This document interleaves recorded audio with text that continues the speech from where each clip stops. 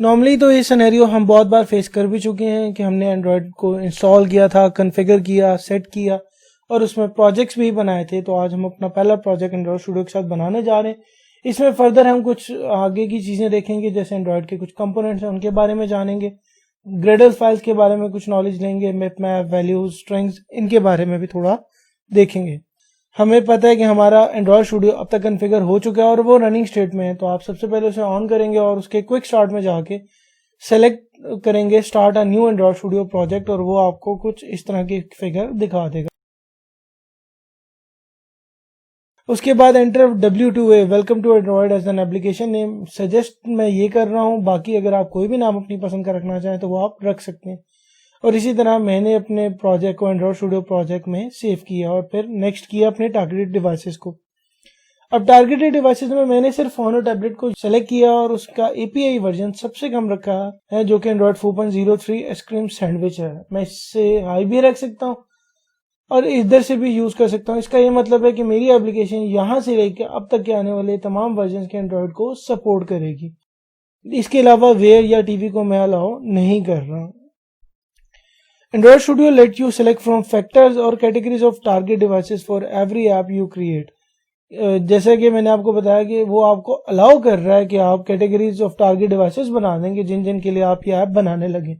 तो मैंने default setting के साथ रहते हुए नेक्स्ट को क्लिक कर दिया और अब मुझे वो एक एम्प्टी एक्टिविटी पे ले आया है जहाँ पे मल्टीपल एक्टिविटीज भी हैं उसके अलावा, लेकिन मैं एक एम्प्टी एक्टिविटी को यूज करूंगा क्योंकि मुझे एक सिंपल ऐप बनानी है जो इनपुट स्क्रीन पे मेरा नाम या कोई भी मैसेज मुझे डिस्प्ले करवाएगा। सो नेक्स्ट प्रेस कर दें। एक्टिविटी का नाम मेन एक्टिविटी ही रहने दिया जो डिफॉल्ट नेम उसने मुझे दिया था और नेक्स्ट को क्लिक कर दिया। अब यहाँ पे वो यही बात बता रहे हैं कि मैंने एक्टिविटी का नाम मेन ही रखा है, अगर आप कुछ और नाम रखना चाहते हैं तो आप वो भी रख लें। इसी तरह the next time you create an app for chosen target devices you probably discover that next is disable and finish is enable. कह रहे जब आप नेक्स्ट टाइम ऐप बनाएंगे तो वो टारगेटेड वाला ऑप्शन पहले से सिलेक्ट होगा और उसमें नेक्स्ट की जगह फिनिश का ऑप्शन इनेबल हो चुका होगा।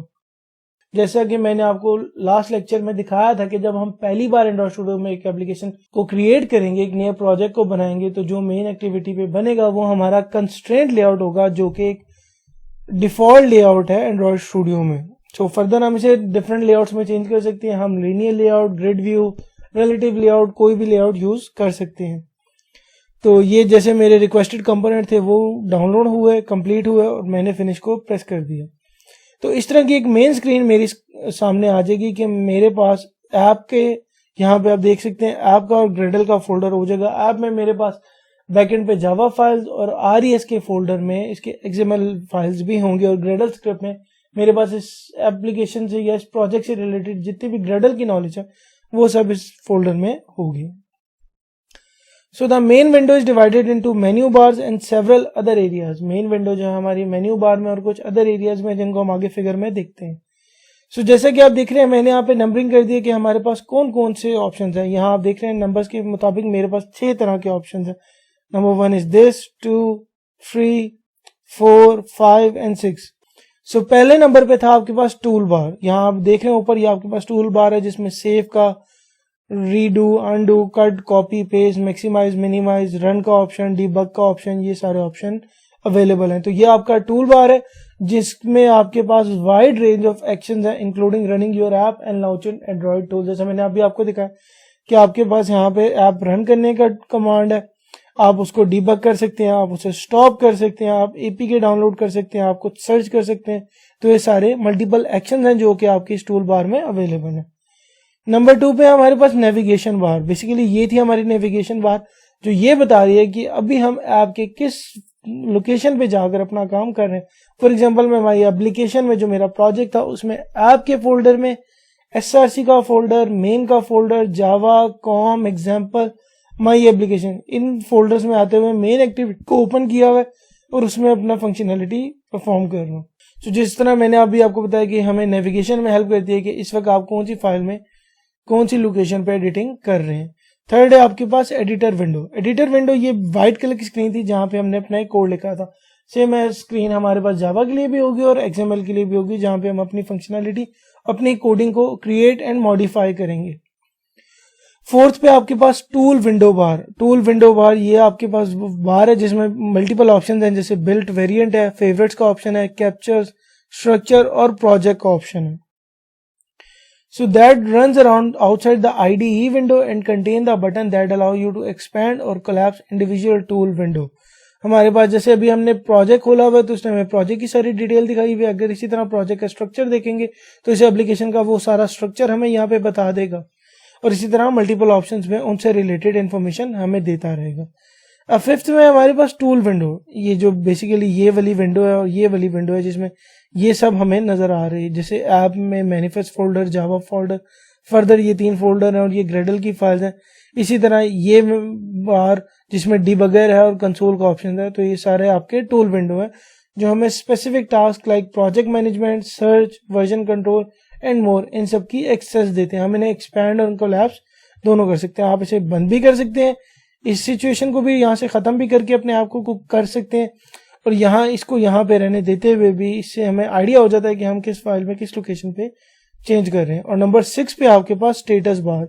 यहाँ लास्ट में आपके पास एक स्टेटस बार है जहाँ पे हमारे बेसिकली ग्रेडल बिल्ड होता है या ऐसी फंक्शनैलिटी परफॉर्म होती है. तो जो हमें प्रोजेक्ट के स्टेटस के बारे में और आईडी के स्टेटस के बारे में बताता है और बहुत से वार्निंग मैसेजेस भी इसी बार पे हमें शो होते हैं.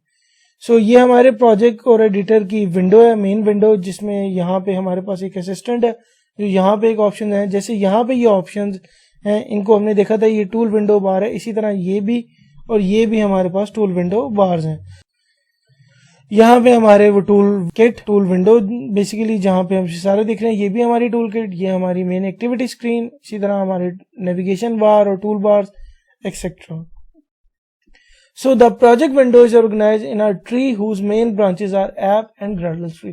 अगर हम इसे एज अ ट्री की फॉर्म में देखें तो इसकी 2 मेन ब्रांचेस हैं, जैसे मैंने आपको पहले स्क्रीन में दिखाई थी, एक ऐप और एक ग्रेडल स्क्रिप्ट. यहाँ पे देख रहे हैं जब एक एप्लीकेशन रन होती है तो यहाँ 2 ही बनी आएंगी, एक ऐप और एक ग्रेडल स्क्रिप्ट. तो ये इसकी मेन ब्रांचेस हैं. इसी तरह the app branches is further organise into manifest, Java, generated Java and RES सब ब्रांचेस. और फर्दर ये ऐप्स इन 4 कंपोनेंट्स में आगे डिवाइड होती है, मतलब लाइक इन इस ब्रांच की सब ब्रांचेस हैं. मैनिफेस्ट में हम एंड्रॉइड मैनिफेस्ट XML स्टोर करवाते हैं जिसमें XML फाइल का स्ट्रक्चर डिस्क्राइब होता है. बेसिकली वो एक एंड्रॉइड ऐप का स्ट्रक्चर होता है जिसमें हमने कुछ परमिशंस अटैच की होती हैं और उस ऐप के बारे में अदर डिटेल्स भी होती हैं कि ऐप किस API को टारगेट करेगा, ऐप का नाम क्या है, ऐप का वर्जन क्या है, ऐप में परमिशंस कौन कौन सी यूज हो रही है. तो ये सब हम एंड्रॉइड मैनिफेस्ट.xml में लिखते हैं. ये फर्दर हम आगे अपने नेक्स्ट लेक्चर में देखेंगे एंड्रॉइड मैनिफेस्ट वाले, जहां पे हम इसे डिटेल में डिस्कस करेंगे. और फिर आपके पास जावा का फोल्डर है जिसमें आपकी जावा की तमाम क्लासेस जो आपने मेन एक्टिविटी या इससे रिलेटेड ग्रेडल की कुछ फाइल्स वो भी इनमें स्टोर होती हैं. फिर आपके पास RES का फोल्डर जिसको रिसोर्स फाइल फोल्डर भी बोलते हैं, जो कि drawable, layout, map and value जिसकी सब ब्रांचेस हैं. RES एक ब्रांच जिसकी फर्दर सब ब्रांच ये चारों हैं. अब ड्रॉएबल में हमारे पास नॉर्मली ये एक एम्प्टी लोकेशन होगी, लेकिन इसमें हम अपने फोरग्राउंड या बैकग्राउंड के अडेप्टिव आइकन्स स्टोर करवा सकते हैं. लाइक अगर मैंने बैकग्राउंड पे कोई आइकन दिखाना है या फोरग्राउंड पे ऐप के कोई आइकन दिखाना है तो उस ऐप को मैं यहाँ पे रख सकता हूँ. फिर है लेआउट का फोल्डर. लेआउट का वो फोल्डर जहाँ पे हमारी तमाम लेआउट फाइल पड़ी होती है. फॉर एग्जाम्पल हमारी मेन एक्टिविटी.xml की जितनी भी फाइल्स हैं वो लेआउट के फोल्डर में सेव होती हैं. फिर है हमारे पास मैप फोल्डर. इसमें हम लॉन्चर स्क्रीन आइकन की डिफरेंट रेजोल्यूशन के सेव करते हैं. फॉर एग्जांपल एक स्क्रीन है 400x700 तो उसका जो सबसे पहले आइकन आएगा वो भी यहाँ स्टोर है. और इसी तरह आईपैड की स्क्रीन के लिए ऑब्वियसली वो मोबाइल से बड़ी होती है तो उसके लिए जो आइकन होगा वो भी यहाँ स्टोर होगा. और फिर है हमारे पास वैल्यूज का फोल्डर जिसमें हमारे पास कलर्स की फाइल, स्ट्रिंग्स की फाइल या स्टाइल की फाइल पड़ी होती है. और अगर हमने कोई एक्सटर्नल स्टाइल या कलर देने होते हैं तो वो हम इन XML फाइल में स्टोर करते थे. हमने इंस्टॉल किया, कॉन्फ़िगर किया एंड्रॉइड स्टूडियो और अपना पहला प्रोजेक्ट भी एंड्रॉइड स्टूडियो में बना दिया. अब हम अपनी पहली एप्लीकेशन बनाने के लिए फुल्ली प्रिपेयर हैं.